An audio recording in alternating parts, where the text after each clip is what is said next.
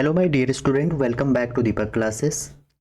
आज हम डिस्कस करने वाले हैं ईएम वेब शिफ्ट 1 और शिफ्ट 2 के पीवाईक्यू जो आपके जेई 2024 में आए हुए हैं। ठीक है, तो बहुत सारे हम शिफ्ट 1 ऑलरेडी कर चुके हैं, प्लेलिस्ट बनी है। शिफ्ट 2 मैं करवा रहा हूँ और किसी का अगर शिफ्ट 1 नहीं हुआ है तो हम उनको साथ में करेंगे।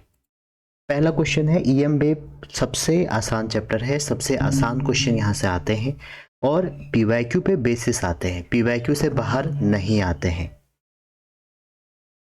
तो आपको करना क्या है, पीवाईक्यू पे एक अच्छी कमांड बनानी है। और इससे पहले मैं इसमें फॉर्मूला रिवीजन और शॉर्ट वीडियो कई सारी चीजें बना चुका हूँ, तो आप देख सकते हैं। पहला कह रहे हैं magnetic field in a plane EM wave is इतना द करस्पॉन्डिंग इलेक्ट्रिक फील्ड। देखिए, कई बार हम ऐसे क्वेश्चन आते हैं जब भी आपको मैग्नेटिक फील्ड दिया है। देखो, मैग्नेटिक फील्ड ऐसे ही तो होगा ना, बी नॉट साइन होगा या कॉस होगा। हमारे क्वेश्चन में साइन दिया है तो क्या होगा, ओमेगा टी, या तो प्लस हो सकता है या माइनस हो सकता है, माइनस के एक्स। तो जब आप इलेक्ट्रिक फील्ड लिखेंगे बच्चों तो एम्पलीट्यूड बदल जाएगा, ठीक है, और बाकी ये पूरा टर्म आपका सेम रहेगा। तो पहले तो आप यही देख लो। देखो, साइन 1.5 इंटू 0 10 की पावर 11 टी है, तो 1 पॉइंट, देखो इसमें भी वही है, 10 की पावर 3 इसमें भी वही है, 11 यहाँ भी वही है, तो सब में इन्होंने साइन सेम दिया है। तो अब बात किसकी आती है, बात आती है ई नॉट की। देखो, अब यहाँ पर क्वेश्चन में आपसे क्या कहा गया है कि प्लेन वेव ट्रेवल हो रही है, कोई मीडियम स्पेसिफाई नहीं किया है। तो हमें ये पता है E not by B not कितना होता है, सी। तो हमें यहाँ पर ई नॉट निकालना है, ऑब्वियस बात है। तो सी इंटू बी नॉट। अच्छा, सी क्या है भैया, स्पीड ऑफ लाइट, 9 इंटू 10 की पावर 9, और बी नॉट कितना है, 3.5 इंटू 10 की पावर -7। तो इसको आप सॉल्व करिए, जब इंटू करेंगे कितना आएगा, 105। ठीक है, इसको आप जब सॉल्व करेंगे तो इंटू करके 105 आ जाएगा, और वो एक ही ऑप्शन में है। ठीक है, अच्छा इसमें ना एक, हाँ ये क्वेश्चन भी आपका वहाँ डाउट में था। अगर आप इसका इंटू करेंगे तो कितना आ जाएगा, देखिए 3.5 इंटू 9 आपका आ जाएगा, इंटू 9 में 3.5 इंटू 9 में कितना आना चाहिए था, 31.5। ये तो मैंने बना दिया ना ऑप्शन 105, वहाँ पर 105 नहीं दिया था, इस हिसाब से तो आपका ये क्वेश्चन गलत हो गया। 105 मैंने नहीं बनाया, कोई भी चेंज ही नहीं किया। इसको जब आप सॉल्व करेंगे तो आ रहा है 3.5 इंटू 9 आपका आएगा 31.5, और 10 की पावर कितने आ जाएगा, -2। तो कोई भी ऑप्शन इसका मैच नहीं हुआ था, शायद इसमें बोनस नंबर दिया था एनटीए ने, और एनटीए का क्या ही कहना है, एनटीए तो बहुत गलतियां करता है, बस पकड़ में नहीं आती हैं कई बार। तो इसका करेक्ट आंसर कोई भी मैच नहीं हुआ। जो ई नॉट की वैल्यू है वो 31.5 इंटू 10 की पावर -2 होना चाहिए था। क्वेश्चन नंबर 2 है, देखिए कह रहे हैं एक प्लेन ये वेव है जो आपका एक्स डायरेक्शन में है, कह रहे हैं कि इसकी वेवलेंथ इतनी है। अगर इलेक्ट्रिक फील्ड वाई डायरेक्शन में, देखो वेव की स्पीड जो डायरेक्शन ऑफ प्रोपोगेशन है वो एक्स में है और इलेक्ट्रिक फील्ड कह रहे हैं वाई में है। तो आप यहाँ से क्लियरली कह सकते हैं सर डायरेक्शन ऑफ प्रोपोगेशन जो होती है वो इलेक्ट्रिक और मैग्नेटिक फील्ड के क्रॉस के बराबर होती है। तो अगर ये x है तो ऑब्वियस बात है ये y है, तो b को कहाँ होना पड़ेगा, b को सर z में होना पड़ेगा। ठीक है, क्योंकि हमको पता है I इक्वल टू होता है j क्रॉस k। तो हमारा बी जेड में है, तो पहले ये देखिए जेड किस किस में है, तो जेड इसमें है, जेड इसमें है, जेड इसमें है, तो सी ऑप्शन तो बिल्कुल गलत हो गया। ठीक, अब आगे चलते हैं। तो कह रहे हैं मैक्सिमम मैग्नीट्यूड, जो हमारा इलेक्ट्रिक फील्ड का मैक्सिमम मैग्नीट्यूड है उसी को आप बोलते हैं एम्पलीट्यूड। तो 60 आपको ई नॉट दिया है। अच्छा, इस मीडियम में आप देखें आपको वेवलेंथ दिया है, रिलेशन वही है E not by B not. ठीक है, E not by we not, और ये आ जाएगा इक्वल टू सी। ठीक है, तो जब आप यहाँ पर सॉल्व करेंगे इस क्वेश्चन को, आपको इसमें कैलकुलेट क्या करना है, इक्वेशन निकालनी है। तो एक तो आपको एम्पलीट्यूड निकालना है, एक बार एम्पलीट्यूड आ जाए तो आंसर आ जाएगा। ठीक है, तो यहाँ से आप देखिए जो बी नॉट हो जाएगा आपका वो हो जाएगा ई नॉट ओवर सी हो जाएगा। इसका मतलब हो गया ई नॉट आपको दिया है 60 और ये हो गया 3 इंटू 10 की पावर -3 इंटू 10 की पावर 8 हो गया है। ठीक है, तो ये कैंसिल होके कितना आ गया 20, तो ये आ जाएगा 2 इंटू 10 की पावर -7। अब देखिए एम्पलीट्यूड किस में 2 इंटू 10 की पावर -7 है, देखो इसमें है, इसमें नहीं है, ये तो ऑलरेडी कट गया, इसमें भी नहीं है तो बी ऑप्शन भी कट गया, इसमें भी है। अब ए और डी में से एक होगा। अब आपको करना क्या पड़ेगा, अब आपको निकालना पड़ेगा इसका अंदर वाला पार्ट। अंदर वाला पार्ट सर कैसे निकालेंगे, देखो वेवलेंथ दी है, तो वेवलेंथ दी है तो आपको पता ही है स्पीड हो क्या हो जाएगा, फ्रीक्वेंसी इंटू वेवलेंथ। जो स्पीड होती है लाइट की वो फ्रीक्वेंसी इंटू वेवलेंथ, और स्पीड हमारी क्या है, जब तक आपको मीडियम बताया ना जाए तब तक आप वैक्यूम या एयर लेके ही चलोगे, ठीक है। तो फ्रीक्वेंसी f हो गई और वेवलेंथ आपको दिया है 4 mm, मतलब 10 की पावर -3। तो यहाँ से जब आप फ्रीक्वेंसी निकालेंगे तो कितना आ जाएगा, 3/4 10 की पावर 8 3 11 आ जाएगा। अब फ्रीक्वेंसी से फ़ायदा ये होगा कि हम ओमेगा निकाल सकते हैं। ओमेगा क्या होता है 2πf, और जैसे इसमें आप वैल्यू रखेंगे तो 3/4 इंटू ये करोगे तो π/2 इंटू 10 की पावर 11 आता है, ठीक है। अब आप देखिए π/2 किस में है, इसमें देखो इन दोनों में डिफरेंस है, इसमें लिखा है π/2, जो लास्ट वाला है π/2 x माइनस समथिंग, ठीक है, 10 की पावर 11 मेंशन नहीं किया है। इसमें क्या लिखा है देखो π/2 10 की पावर 3, और इसमें x माइनस 3 इंटू 10 की पावर 8, ठीक है। अच्छा ये 10 की पावर 3 आ जाएगा ना, हाँ हाँ ठीक है, ये 3 ही आएगा, 10 की पावर 3। इसको जब सॉल्व करेंगे तो π/2 10 की पावर 3 बन गया। तो ये हो गया आपका, कौन सा ऑप्शन हो जाएगा, ए ऑप्शन करेक्ट हो जाएगा, ठीक है। चलिए आगे क्वेश्चन देखिए, कह रहे हैं in the given EM wave दिया है, कह रहे हैं कि इंटेंसिटी कितनी होगी। देखो अब इंटेंसिटी का फॉर्मूला आ गया, तो इंटेंसिटी जो किसी भी ईएम वेव की होती है वो होती है आई इक्वल टू, इंटेंसिटी को आई से डिनोट करते हैं, I equal to epsilon naught E naught square, और देखो कोई मीडियम नहीं दिया है तो इनटू स्पीड ऑफ लाइट। अगर मीडियम होता तो स्पीड दी होती तो हम v का भी इनटू कर सकते थे। तो हाफ एप्सिलॉन नॉट आपसे कह रहे हैं कि 9 इंटू ये यूज करिए, तो 9 इंटू 10 की पावर 12 ई नॉट हो जाएगा, ये जो आगे होता है ई का ई नॉट है तो इसका स्क्वायर 600 का स्क्वायर कर लीजिए, और स्पीड ऑफ लाइट आपको पता है 3 इंटू 10 की पावर 8 हो गया। सॉल्व कर दीजिए, तो आप अगर इसको देखें नंबर ही सॉल्व करें, 9 ये 9 ये 9 ये आ जाएगा 36, ये आ जाएगा 3, तो ये 486 के आसपास आएगा, ठीक है। नेक्स्ट कह रहे हैं कि EM wave travel in a medium with speed इतना, अभी स्पीड दी है आपको, कह रहे हैं कि relative permeability of medium is इतना। रिलेटिव परमिबिलिटी का मतलब है dielectric constant, mu epsilon R भी लिख सकते हैं इसको, ये 2 है। स्पीड आपको दी है कितनी, 1.5 इंटू 10 की पावर 8 दे रखी है भैया। कह रहे रिलेटिव परमिटिविटी बताइए। रिलेटिव परमिटिविटी का मतलब है ये वाला। अब देखो ईएम वेव की जो स्पीड होती है, दो केस होते हैं, कई बार हमने देखा है, सी होगी जब वो फ्री स्पेस में मूव करेगा, कहाँ करेगा, फ्री स्पेस में, वैक्यूम में तो स्पीड ऑफ लाइट के बराबर होती है। किसी मीडियम में करेगा तो c/n होती है, और n की वैल्यू हमारी यहाँ पे होती है, कई बार इससे क्वेश्चन आए हैं, म्यू एप्सिलॉन आर और म्यू आर, ठीक है। तो इस क्वेश्चन में आपको v दिया है, अगर आप देखें तो v का फॉर्मूला क्या हो जाएगा, म्यू आर एप्सिलॉन आर, दोनों साइड का स्क्वायर कर देंगे तो v square equal to C square, और अपॉन में क्या हो गया, म्यू आर एप्सिलॉन आर।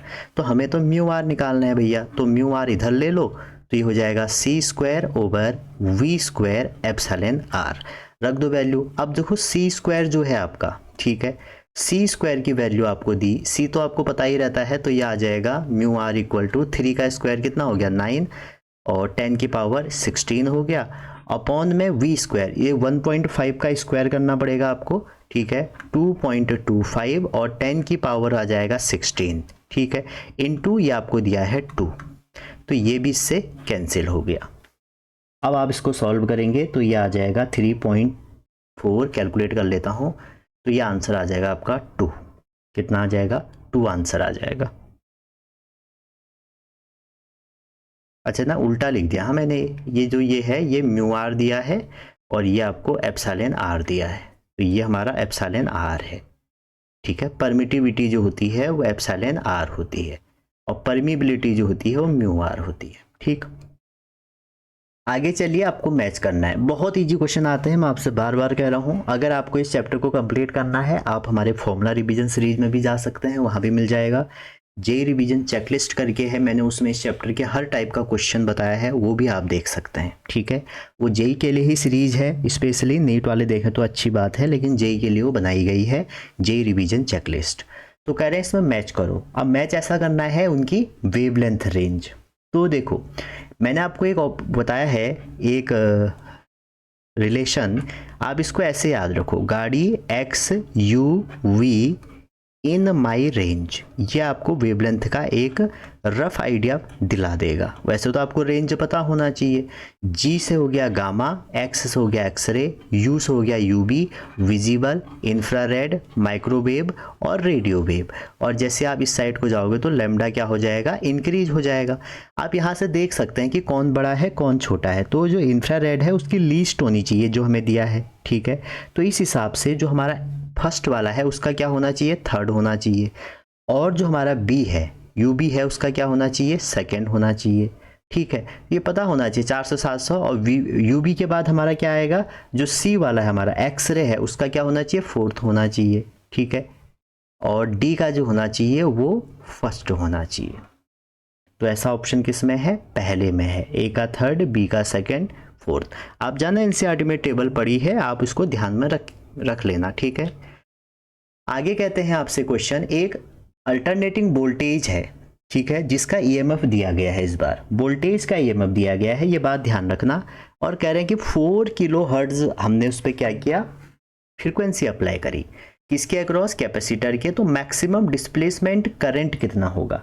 ठीक है, तो देखिए अब हमने यहाँ कैपेसिटर, वैसे अगर मैं आपको बता दूं बच्चों, डिस्प्लेसमेंट करंट जो होती है कैपेसिटर के बीच में, वो कंडक्शन करंट के बराबर होती है। या आप कह सकते हैं सर हम डिस्प्लेसमेंट करंट को ऐसे निकाल सकते हैं, C D B by D T. ठीक है, या आप इसको निकाल सकते हैं epsilon naught D phi E over D T. ये तो ट्रेडिशनल तरीके हैं, लेकिन जब एसी के टर्म में क्वेश्चन आएगा, ठीक है, तो एसी के टर्म में कब क्या लगाओगे, एसी के टर्म में लगाओगे कितना वोल्टेज अप्लाई है और कितना कैपेसिटिव रिएक्टेंस है। ये कब आएगा, जब आप एसी के टर्म में आपको दिया होगा। ये कब लगेगा, जब आपको फ्लक्स या वोल्टेज दिया होगा। तो यहाँ पर एक्स सी निकाल लो, एक्स सी हो गया 1/ओमेगा सी, और 1/ओमेगा सी मतलब हो गया 1/2 पाई एफ सी। अब आपको सब कुछ दिया है, आई हो जाएगा आपका v ओवर एक्स सी। और v यहाँ पर क्या है, v आप यहाँ पर पीक वोल्टेज है, चाहे तो इसको पीक वोल्टेज लिख लें। तो ये 40 हो गया। अब देखो इसको मैं कैलकुलेट कर लेता हूँ, 1/2 पाई एफ सी को कैलकुलेटर से, तो 1/2 pi into 4 into 10⁻³ into 12 into 10⁻⁻6 divide करेंगे तो इसकी वैल्यू आ रही है 3.317 ओम। तो 3.317 को मैं अगेन कैलकुलेटर से डिवाइड करूं तो 12 एम्पियर आ रहा है। अब आपको इतना कैलकुलेशन तो वहाँ करना पड़ेगा। ठीक है, नेक्स्ट। अब देखिए अभी भी मैंने आपको बताया था एक ऑर्डर, गाड़ी एक्स इन माई रेंज, ये क्वेश्चन उसी से हो जाएगा। आपको असेंडिंग ऑर्डर ऑफ वेवलेंथ लगानी है।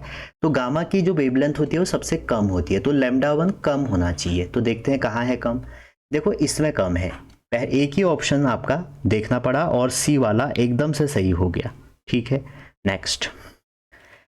कह रहे हैं कि इलेक्ट्रिक फील्ड आपको दिया है, कह रहे हैं मैग्नेटिक फील्ड निकालो। देखो इलेक्ट्रिक फील्ड आपको दिया है 40 cos omega T minus Z by C, ये सब ईएम वेव के ही फॉर्म है, और आई कैप दिया है। और देखिए मैग्नेटिक जो इलेक्ट्रिक फील्ड है उसकी जो उसमें जो डायरेक्शन ये दिया है जेड, ये जेड क्या है, डीओपी, वेव ऑफ प्रोपोगेशन। तो मैग्नेटिक फील्ड में ये तो आपका सेम आएगा, मैंने इसीलिए ऑप्शन नहीं रखा, omega T minus Z by C. अब देखिए ये आई है और ये के है, तो ऑब्वियस बात है इसको जे होना पड़ेगा। ठीक है, और बात रही मैग्नीट्यूड की, तो मैग्नीट्यूड कैसे निकालोगे, आपने पढ़ा है जो हमारा इसकी पीक वैल्यू है E naught over B naught equal to क्या आएगा, सी आएगा। तो यहाँ से आप बी नॉट निकाल सकते हो ई नॉट बाई सी, तो ये हो जाएगा 40 ओवर सी। ठीक है, ऐसे क्वेश्चन आते हैं, रिपीटेड क्वेश्चन आते हैं। आपने एक संडे, मैं आपको सजेशन दूंगा, मैंने इससे पहले एक अभी नीट की, अब जेई की भी बना के दे दूंगा। जो ड्रॉपर बच्चे हैं वो क्या करें, वो जो ये इजी चैप्टर है सैटरडे संडे अपने 2 दिन ऐसे बनाए बच्चों जिसमें सारे इजी टॉपिक कवर करने हैं, सारे पीवाईक्यू देखने हैं। उससे क्या होगा कि इजी टॉपिक आपको बहुत ऊपर ले जाएंगे। चलिए नेक्स्ट क्वेश्चन देखते हैं। कह रहे हैं कि frequency of EM wave is इतना एंड ट्रेवल इन एयर, तो एयर में ट्रेवल कर रही है और डायरेक्शन दी है आपको जेड, देन करस्पॉन्ड ई और B will be mutually perpendicular to each other and wavelength of wave कितना होगी। ठीक है, तो मैंने अभी भी आपको एक फॉर्मूला बताया था, वैसे भी ये बेसिक फॉर्मूला है, फ्रीक्वेंसी इनटू वेवलेंथ जो हमारी होती है वो स्पीड के बराबर होती है। और आपसे कह रहे हैं एयर में चल रहा है तो ये c हो गया, और आपकी फ्रीक्वेंसी आपको दी है 60 इंटू मेगाहर्ट्ज दी है तो 10⁻6 इंटू वेवलेंथ। तो यहाँ से वेवलेंथ निकालेंगे तो c की value 3 into 10⁸ divided by 60 into 10⁻6। ठीक है, तो सॉल्व कर देंगे तो 5 मीटर आ जाएगा। तो ऐसे क्वेश्चन पूछे गए हैं जेईई 2024 में, आप खुद ही देखिए कितने इजी क्वेश्चन है। अब देखिए आगे है स्टेटमेंट क्वेश्चन। कह रहे हैं इलेक्ट्रिक या EM wave carry energy as they travel through space and this energy equally shared by electric and magnetic field. तो बिल्कुल सही है बच्चों, और जो एनर्जी शेयर होती है मैं आपको बता दूं, कई बार इससे पूछा जाता है, वो इतनी होती है हाफ एप्सिलॉन नॉट ओवर ये जो दूसरा है b²/μ0। ये दोनों एनर्जी है तो ये दोनों सही है, दोनों एनर्जी हमारे यहाँ पे शेयर होती है। आगे कह रहे हैं when EM wave strike a surface और प्रेशर एग्जर्टेड ऑन इट। बिल्कुल सही है बच्चों, प्रेशर होता है उसको हम रेडिएशन प्रेशर कहते हैं, और अगर एब्जॉर्बिंग सरफेस है, अगर हमारा एब्जॉर्बिंग सरफेस है तो 2I/c, अगर रिफ्लेक्टिंग सरफेस है तो I/c। ठीक है, ये बात आप ध्यान रख लेना। रिफ्लेक्टिंग सरफेस में आएगा 2I/c, एब्जॉर्बिंग में I/c, क्योंकि रिफ्लेक्टिंग में 2 सरफेस आ जाएंगे। तो दोनों स्टेटमेंट करेक्ट है। आगे देखिए फिर वही क्वेश्चन सेम, कह रहे हैं total average energy density of EM field बतानी है। अब देखो जो आपको डेटा दिया है, अब एवरेज में ये भी हो सकता है एप्सिलॉन नॉट E0², एवरेज में ये भी हो सकता है, आपकी मर्जी, आपको जैसा डेटा दिया है वो यूज करना पड़ेगा। इस क्वेश्चन में देखिए आपको फ्रीक्वेंसी दी है, ठीक है, और कह रहे हैं एम्पलीट्यूड दिया है, और किसका एम्पलीट्यूड दिया है, इलेक्ट्रिक फील्ड का, तो ये यूज करेंगे। तो 50 का स्क्वायर हो गया बस, और हमें कुछ भी नहीं चाहिए। एप्सिलॉन नॉट की वैल्यू 8.8 इंटू 10⁻12 इंटू हाफ, इसको सॉल्व कर लें तो ये आ रहा है 1.106 इंटू 10⁻8। तो पहला ऑप्शन करेक्ट। ये तो राउंड ऑफ करके भी आ जाता है क्योंकि आंसर बहुत दूर दूर है। ये क्या होगा, ये इनकरेक्ट क्वेश्चन है। इसमें अच्छा ये है, ये क्वेश्चन इसीलिए मैंने नहीं दिया, इसमें इन्होंने लिखा है आपको मैच करना है Gauss law in magnetic field दिया है पहला, दूसरा दिया है फैराडे लॉ ईएम इंडक्शन वाला, आपको मैच करना है, ठीक है, और तीसरा दिया है एम्पियर लॉ। ये मैक्सवेल इक्वेशन है, ठीक है, वैसे ये नहीं देनी चाहिए थी, क्यों, क्योंकि सिलेबस में नहीं है, अब दे दी है तो आपको करना ही पड़ेगा, ठीक है। तो 3 फॉर्म दिए इन्होंने, पहला दिया Gauss law in magnetic field, तो ये कहते हैं बच्चों कि टोटल मैग्नेटिक फील्ड फ्लक्स 0 होता है। अगर आप इसको इंटीग्रल फॉर्म में लिखें तो BdL इक्वल टू या BdA equal to 0। Faraday law क्या कहते हैं, फैराडे लॉ जो आपके हैं वो बोलते हैं कि line integral of electric field जो होगा वो आपका क्या होगा, वो आपका d∅/dt होगा, ठीक है, d∅/dt होगा। और वहीं जो लाइन इंटीग्रल होगा मैग्नेटिक फील्ड का वो एम्पियर साहब कहते हैं कि μ0 टाइम I होगा, और गॉस साहब कहते हैं कि टोटल जो फ्लक्स होगा EdA वो Q/ε0 होगा, ठीक है। अच्छा इसका ना एक फॉर्म और होता है, कभी कभी ये भी पूछा जाता है कि डाइलेक्ट्रिक में क्या होगा, ठीक है, तो EdA जब डाइलेक्ट्रिक में देखोगे तो ये एप्सिलॉन भी हो जाता है, ठीक, एप्सिलॉन नहीं रो हो जाएगा, रो, ये ना हमारा रो हो जाता है, ठीक। चलिए नेक्स्ट क्वेश्चन, फिर वही क्वेश्चन आ गया, देखिए आपको दिया हुआ है इलेक्ट्रिक और मैग्नेटिक फील्ड, ठीक है, और इसमें आपसे ये कहा जा रहा है कि जो हमारा इलेक्ट्रिक और मैग्नेटिक फील्ड का रिलेशन है वो कौन सा सही है, ठीक है। अभी मैंने आपको बताया था इलेक्ट्रिक फील्ड आपको दिया है तो cos ω t - kz ये तो कॉमन रहेगा, और मैग्नेटिक फील्ड के लिए मैंने आपसे कहा था कि ई नॉट बाई सी ढूंढो, तो ई नॉट बाई सी बी इसमें है और इसमें है, लेकिन अब डायरेक्शन देखनी पड़ेगी। डायरेक्शन ऑफ प्रोपोगेशन जो होती है वो ई क्रॉस बी होती है। ई कहाँ है भैया, आई में है, और इसमें से डायरेक्शन पता लग जाएगा। जो के साथ होता है वो डायरेक्शन होता है, तो इसमें किसका इंटू करें कि क्या आ जाए, जे का। तो ये जे वाला है तो ये करेक्ट हो जाएगा, ये इनकरेक्ट हो जाएगा। ठीक है, नहीं नहीं नहीं, गलत कह दिया मैंने, दोनों में जे है। अगर आप ध्यान से देखें तो दोनों में जे है, इसमें भी जे लिखा है इन्होंने, इसमें भी जे लिखा है। आपने देखना है कि फेज चेंज नहीं होगा। इसमें क्या है, माइनस है ना, तो माइनस इसी में है, इसमें इन्होंने प्लस कर दिया, तो ये वाला ऑप्शन करेक्ट होगा। मैग्नेटिक फील्ड की भी उन्होंने डायरेक्शन सेम दी है, लेकिन अंदर माइनस प्लस कर दिया है, जिससे आंसर चेंज हो सकता है।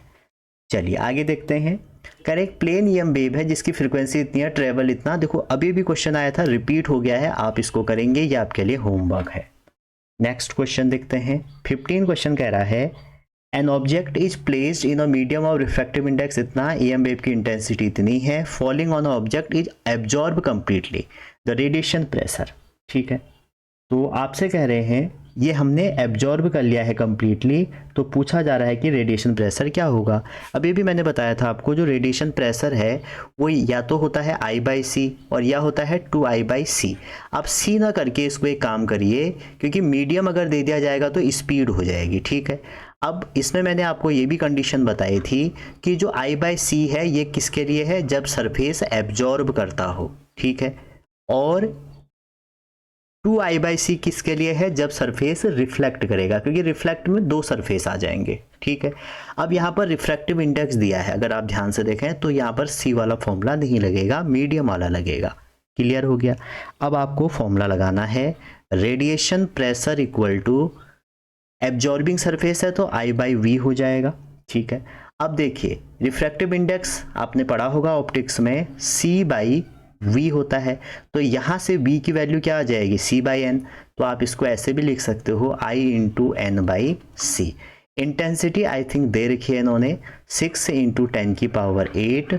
रिफ्रैक्टिव इंडेक्स है 3 और स्पीड ऑफ लाइट है 3 × 10⁸। इससे ये कट गया, इससे कट गया, तो आंसर आ गया 6। ठीक है, नेक्स्ट अगला क्वेश्चन है, एक प्लेन ईएम वेव है जिसका आपको इलेक्ट्रिक फील्ड दिया है, कह रहे हैं इंटेंसिटी बताओ। ये भी रिपीट हो गया है, आप इसको होमवर्क करेंगे। क्वेश्चन क्या है, ½ ε0 E² × C। मैं बार बार कह रहा हूँ, यहाँ पर इन्होंने कोई मीडियम कोई मीडियम के बारे में बात नहीं करी थी, तो इसलिए हमने C लिख दिया। ठीक है, अगर कभी इन्होंने रिफ्रैक्टिव इंडेक्स लिख दिया, परमिटिविटी लिख दी, मीडियम लिख दिया, तो आप वहाँ पर C नहीं लिख के उसकी स्पीड लिखोगे जो उस मीडियम में होगी। तो रख दो उसकी भी वैल्यू, तो ये आ जाएगा ½ ε0 की वैल्यू। देखो आंसर बहुत दूर दूर है, तो आप 9 रख लीजिए सीधा। 8.8 होती है तो 9 रख लो। ठीक है, इससे कैलकुलेशन आसान हो जाएगा। E² कह रहे हैं तो 2 का स्क्वायर कितना हो गया, 4, और 10⁴ हो गया, इंटू C 3 × 10⁸ हो गया। तो 2 से 2 कैंसिल हो गया, तो आ जाएगा 3 × 2 = 6 और 6 × 9 = 54। तो 54 के आसपास होगा, तो ये ऑप्शन हो गया। अगर आंसर क्लोज हो जाते बच्चों 52, 53 में पॉइंट में, तो फिर आप ε0 को अपने मन क्या नहीं रख सकते। तो मैं इसका एक बच्चों आपके लिए माइंड चार्ट बना देता हूँ। इतने ही क्वेश्चन आपके JEE 1 और 2 दोनों शिफ्ट में आए थे। एक फ्लो चार्ट मान के चलो आप। देखिए आपका पहली बात यह है, ईएम वेव जो है, ईएम वेव उसमें जो इलेक्ट्रिक फील्ड है या जो मैग्नेटिक फील्ड है, हम अगर इलेक्ट्रिक की बात करें, जैसे साइन है, हो सकता है कॉस है, क्योंकि पीरियोडिक फंक्शन से हम इसको दिखाते हैं, एक्सपोनेंशियल भी हो सकता है। ठीक है, तो ये अगर इलेक्ट्रिक फील्ड है तो इसके करस्पॉन्डिंग जो मैग्नेटिक फील्ड होगा, आप ध्यान रखिए वो इतना ही होगा। बस जो चेंज होगा ना इसमें, वो चेंज होगा उसका एम्पलीट्यूड। क्लियर है यहाँ तक? ये जो एम्पलीट्यूड है ये चेंज होने वाला है। ठीक, और ये है, ये पूरा का पूरा सेम रहेगा, अंदर माइनस प्लस का बहुत ध्यान रखना। तो यहाँ से आप एक कंक्लूजन निकाल सकते हैं कि ईएम वेव का फेज जो होता है वो सेम होता है, फेज कांस्टेंट या सेम होगा। ईएम वेव कैसे प्रोड्यूस होती है आप कमेंट करिएगा। अब ये जो हमारा इसमें 2-3 चीज़ें आती हैं। अब हमें जैसे E दिया है, B निकालना है। अगर कोई भी मीडियम की बात नहीं करी है तो आप वैक्यूम लेके चलना, और स्पीड कितनी हो जाती है C, स्पीड जो हो जाती है हमारी वो हो जाती है c, और ये जो c है ना यही स्पीड ऑफ लाइट है, इसकी जो हमारी वैल्यू आती है कैलकुलेट करके वो ये भी बनती है। ठीक है, कई बार आपको इसकी डायमेंशन पूछ लेता है तो डायरेक्ट स्पीड ऑफ लाइट करके आप निकाल सकते हैं। ठीक, अगर बात आई मीडियम की, जो कि पूछा जाता है कई बार, तो मीडियम में 2-3 टाइप की स्पीड आती है। या तो आप ओमेगा बाय के करके निकालो अगर आपको रिफ्रैक्टिव इंडेक्स नहीं दिया है, नहीं तो आपके लिए सबसे बढ़िया तरीका है c/n। और जो रिफ्रैक्टिव इंडेक्स है भैया, रिफ्रैक्टिव इंडेक्स है epsilon r into mu R. ठीक है, कई बार ऐसा लिखा जाता है कि नॉन मैग्नेटिक फील्ड है हमारा, या नॉन मैग्नेटिक मटेरियल है, नॉन मैग्नेटिक सब्सटेंस है, तो उसके लिए म्यू आर कितना हो जाएगा, 1 हो जाएगा।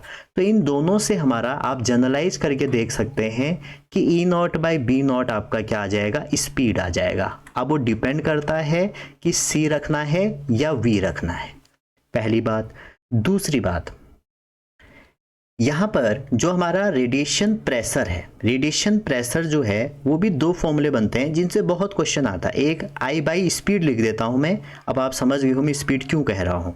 IB C भी हो सकता है और V भी हो सकता है, या 2 टाइम क्या हो जाएगा, स्पीड हो जाएगा।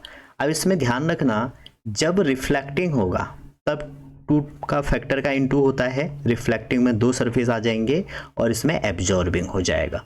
ठीक है, एब्जॉर्बिंग सरफेस है।